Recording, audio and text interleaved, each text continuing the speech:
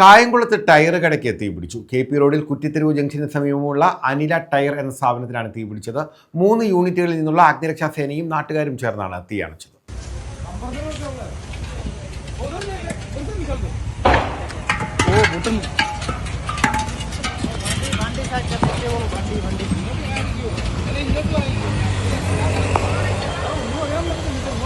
കായംകുളം കുറ്റിത്തെരുവ് ജംഗ്ഷനിലെ ടയർ കടയിലാണ് വൻ തീപിടുത്തമുണ്ടായത്. കട പൂർണ്ണമായും കത്തിനശിച്ചു.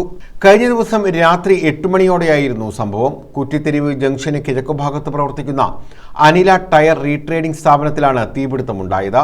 കടയിലെ ടയറുകളിലേക്ക് തീ പടർന്ന് ആളിക്കത്തി. കായംകുളത്ത് നിന്ന് അഗ്നിരക്ഷാസേനയെത്തി സമീപത്തെ മറ്റ് കടകളിലേക്ക് തീ പടരുന്നത് തടയാൻ നടപടി സ്വീകരിച്ചു.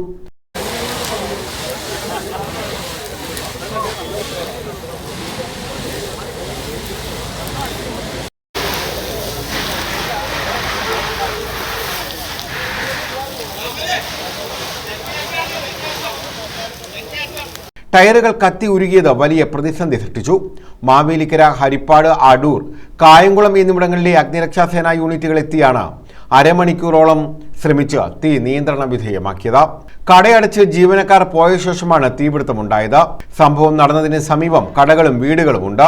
തീ പടർന്നയുടനെ ഇവിടുത്തെ വൈദ്യുതി ബന്ധം വിച്ഛേദിച്ചു. തീ പടർന്നതോടെ KP റോഡിലൂടെയുള്ള വാഹന ഗതാഗതവും നിയന്ത്രിച്ചു. വാഹനങ്ങൾ വഴിതിരിച്ചു വിട്ടു. പോലീസ് എത്തിയാണ് സ്ഥിതിഗതികൾ നിയന്ത്രണ വിധേയമാക്കിയത്. ഹൈഡ്രോളിക് യന്ത്രത്തിലുണ്ടായ വൈദ്യുതി സ്പാർക്കാകാം തീ പടരാൻ കാരണമെന്നാണ് നിഗമനം. News bureau, Kayamkulam.